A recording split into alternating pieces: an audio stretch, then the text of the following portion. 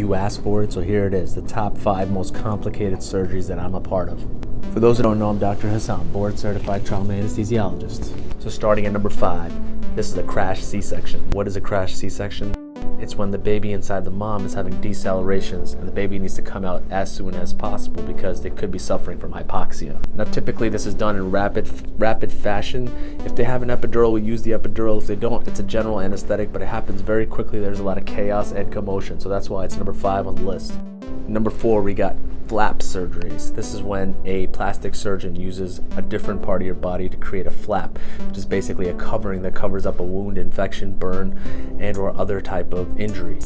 Now the reason why these procedures are very difficult is because they take a very long time, and typically they do not want any medication that increases your blood pressure by constricting your blood vessels, because they have to connect every single blood vessel inside the flap to the new portion. So for example, if they take a flap piece of skin off of your shoulder and they want to put it onto your elbow, on the other hand they connect every single little blood vessel. It takes hours under the microscope. It's a long, very meticulous surgery. Number 3, we have brain aneurysms. Brain aneurysm surgery, when it's open, meaning they have to go inside of the, and apologies for my hair, today's Saturday, so my hair is a little bit off.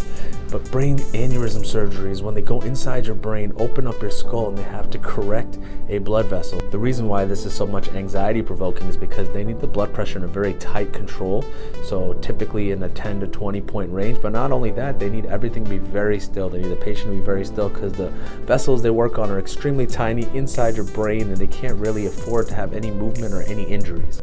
If something were to happen, it could be catastrophic.